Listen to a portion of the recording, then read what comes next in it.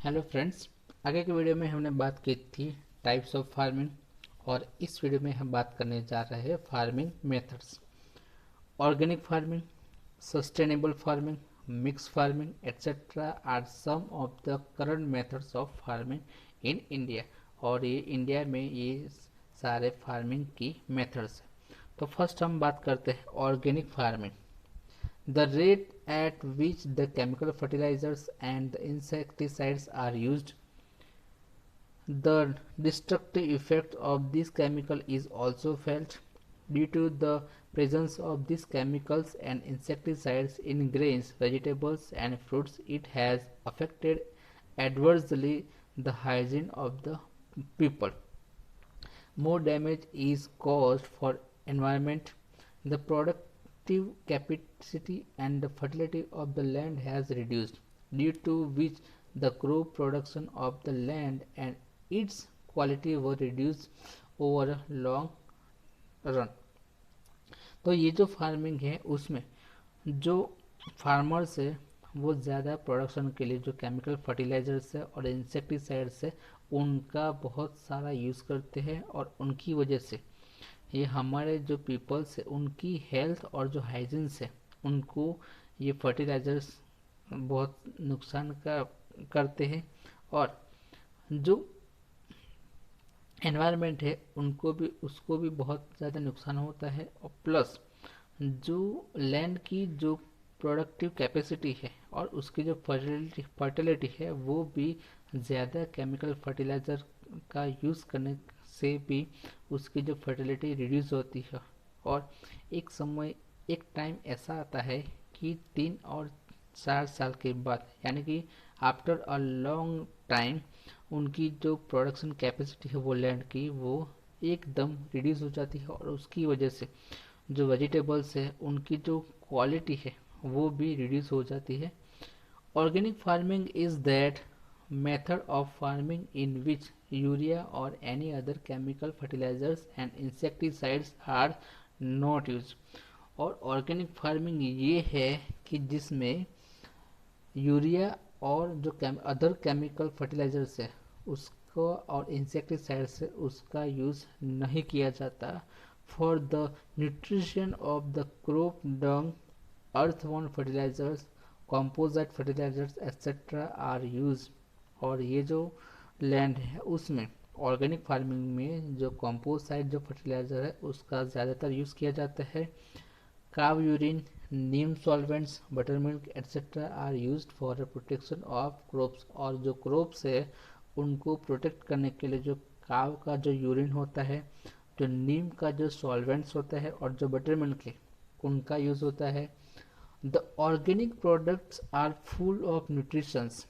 और जो organic farming के अंदर जो प्रोडक्ट्स होती है, जो फ्रूट्स, वेजिटेबल्स और जो ग्रेन्स होते हैं वो न्यूट्रिशन से बहुत ज़्यादा होते हैं।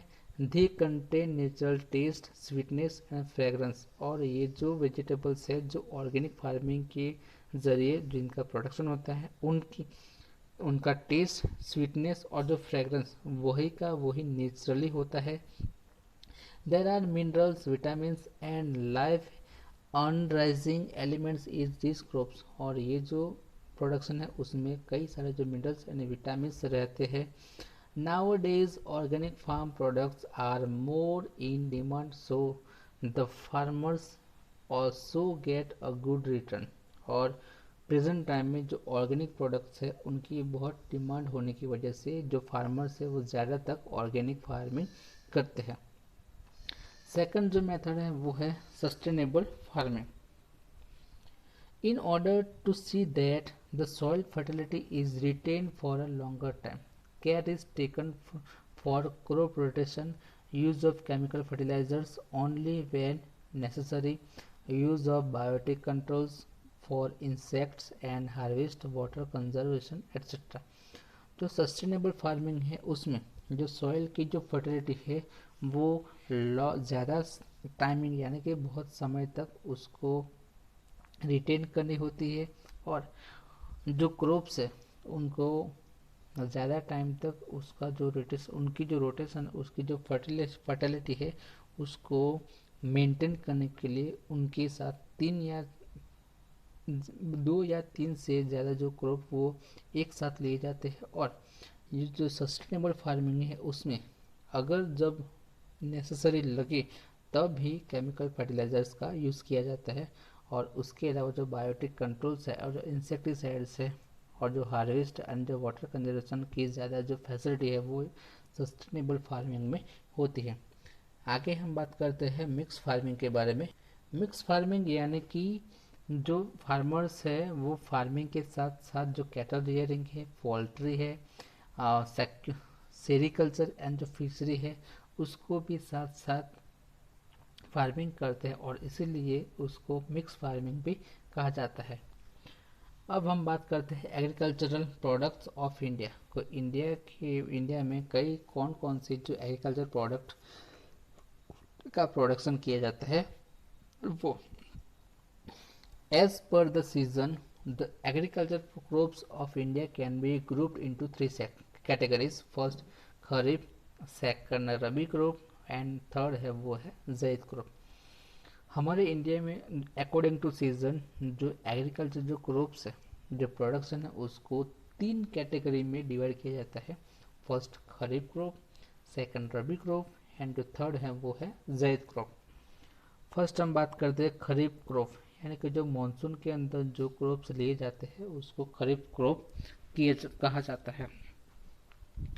Crops which are taken during rainy season are called kharif crops यानी कि जो रेनी सीजन के दौरान जो क्रॉप्स उगाए जाते हैं उसको खरीफ क्रॉप कहा जाता है। Time for this crops is from June July to October November. और जो खरीफ जो मानसून क्रॉप्स है उसका जो टाइमिंग वो जून जुलाई से लेके अक्टूबर नवंबर तक उसका टाइमिंग है। पैडी, मेज, ज्वार, मिलेट, कॉटन, तिल, ग्राउंडनट, मग एंड जो मट है ये जो सारे खरीफ क्रॉप्स यानी कि जो मानसून क्रॉप्स मानसून के सीजन के दौरान ये सारे क्रॉप्स लिए जाते हैं। आगे बात करते हैं रबी क्रॉप्स यानी कि विंटर क्रॉप्स। जो क्रॉप्स विंटर के सीजन में ले जाते हैं उसको रबी क्रॉप कहा जाता है। रबी क्रॉप का जो टाइमिंग है वो अक्टूबर नवंबर से लेके मार्च अप्रैल तक। और जो रबी क्रॉप्स है उसमें वीट, ग्राम, बैरली, मस्टर्ड, लाइन सीड्स ये सारे जो रबी क्रॉप्स है। थर्ड जो है वो ज़ैद क्रॉप्स यानी कि जो समर सीजन के अंदर जो क्रॉप प्रोडक्ट्स किए जाते हैं वो है zaid crops. Crops which are grown during summer are called zaid crops. Summer crops का जो टाइमिंग वो है March to June. Summer crops में पैडी, मेज, ग्राउंडनट, तिल, मिलेट एंड फ्रूट्स जैसे कि वाटरमेलन है, कुकुम्बर है, मस्क मेलन है ये सारे जो क्रॉप्स है वो है ज़ैद क्रॉप्स। उसके अलावा हमारे गुजरात में जो मेजर एग्रीकल्चर जो क्रॉप्स है वो है due to diversities in geographical conditions, climate variety of land and around of rainfall different crops are grown in different parts of India. और हमारे इंडिया में जो क्लाइमेट की जो कंडीशंस है, जियोग्राफिकल सिचुएशंस है और अलग अलग जो लैंड की जो वेराइटी है और जो रेनफॉल का जो अमाउंट है उसके ज़रिए हमारे इंडिया की अलग अलग जो पार्ट्स है उसमें अलग अलग तरीके के जो क्रॉप्स वो लिए जाते हैं। यहाँ पर जो आप जो टेबल देख रहे हैं उसमें जो फूड है, फूड ग्रेन्स उसमें पैडी, वीट, ज्वार, मिलेट, मेज, बैरली। पल्सिस की बात करें तो तुअर, मूंग, ग्राम, पीस, बीन, मठ, अड़द, लेंटिल। ऑयल सीड्स की बात करें तो ग्राउंड, तिल, soybean, custard, mustard, sunflower, coconut, linseed. Beverages तो tea, coffee, cocoa. Cash crops की बात करें तो cotton, sugar cane, jute, tobacco, rubber. Condiments की बात करें तो क्यूमिन सीड्स, फिनल सीड्स, इसबगुल, कोरिएंडर, फेनुग्रीक, अजवाइन, ब्लैक पेपर, गार्लिक। फ्रूट्स में मैंगो है, बनाना, चीकू, papaya, grape, jujube, apple, guava. Vegetables में potato, brinjal, onion, bottle gourd, तुरिया, लेडीज फिंगर, कैबेज, कॉलीफ्लावर और कई सारे जो वेजिटेबल्स है वो पूरे साल के दौरान उनका प्रोडक्शन किया जाता है।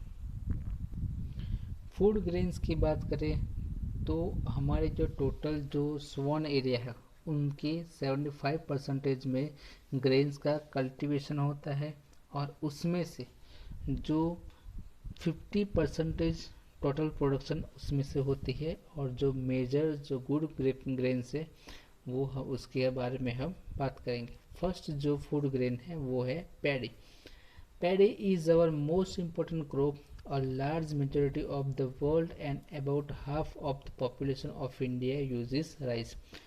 पैडी जो है वो हमारे इंडिया का मोस्ट इम्पोर्टेंट क्रॉप है और पूरे वर्ल्ड में कई सारे ऐसे जो पीपल्स है और हमारे इंडिया की जो 50% से भी ज़्यादा जो पॉपुलेशन है वो राइस का यूज़ करती है। India stands second in the world after China in paddy production. और पैडी का प्रोडक्शन में इंडिया का चाइना के बाद सेकंड नंबर है। Paddy is sown over 1/4 of the total sown area. Paddy जो है वो टोटल जो सोन एरिया के चौथे भाग पर उसका सोन किया जाता है, यानी कि उसको प्रोडक्शन किया जाता है। Paddy is the crop of torrid zone, hot and humid climate, minimum temperature of 20 degrees Celsius, fertile alluvial soil and more than 100 cm of rainfall are necessary for more production। और paddy जो है वो torrid zone का एक crop है और paddy के लिए जो कंफर्टेबल जो एटमॉस्फेयर होने चाहिए वो है hot and humid climate. Minimum temperature उसको 20 डिग्री सेल्सियस चाहिए और जो एल्यूवियल सॉइल है और पैडी को 100 सेंटीमीटर से भी ज़्यादा जो रेनफॉल चाहिए। और ये सारे जो है जो पैडी के लिए जो फेवरेबल कंडीशंस हैं। In the regions of less rainfall in Punjab, Haryana and Uttar Pradesh, this crops is taken through irrigation. और जो एरिया में जो रेनफॉल जो लेस है जैसे कि पंजाब, हरियाणा एंड उत्तर प्रदेश, वहाँ उन रीजन्स में उन स्टेट्स में जो इरिगेशन के ज़रिए ये क्रॉप ले जाता है। More human labours is necessary for paddy cultivation. और पैडी के कल्टिवेशन के लिए ज़्यादा जो लेबर्स की ज़रूरत होती है। वेस्ट बंगाल, तमिलनाडु, आंध्र प्रदेश, तेलंगाना, बिहार, उड़ीसा, ये सारे जो स्टेट्स हैं कि जिनके अंदर पैडी का प्रोडक्शन ज़्यादा होता है। The crop is taken 2 or 3 times in West Bengal, Uttar Pradesh, Bihar, Orissa and Tamil Nadu. और जो स्टेट्स के नेम यहाँ पे दिए गए हैं वेस्ट बंगाल है, उत्तर प्रदेश और बिहार, उड़ीसा और तमिलनाडु के, जिनमें पूरे साल में 2 या 3 से भी ज़्यादा टाइम पर पैडी का प्रोडक्शन होता है। In Gujarat paddy is grown in Surat, Tapi, Panchmahal, Ahmedabad, Kheda, Anand, Valsad district. और गुजरात की बात करें तो गुजरात में जो सूरत, तापी, पंचमहाल, अहमदाबाद, खेड़ा, वलसाड़ जो डिस्ट्रिक्ट है उनमें पैडी का प्रोडक्शन होता है। Paddy requires more water, however instead of keeping the paddy fields fully under water, paddy is grown by irrigation through sprinkling using less water. ये पैडी एक ऐसा क्रॉप है कि जिसको ज़्यादा पानी की ज़रूरत होती है और पैडी को ज़्यादा पानी की ज़रूरत होने की वजह से पैडी के जो फील्ड्स है वो फुल्ली वाटर से भरे हुए रखते हैं। और पैडी जो है कई बार जो इरिगेशन के जरिए उनके जो स्प्रिंकलिंग लेस वाटर का यूज़ करने के लिए, यानी कि पानी को कम यूज़ करने के लिए उनमें जो स्प्रिंकलर्स है उनका भी यूज़ होता है।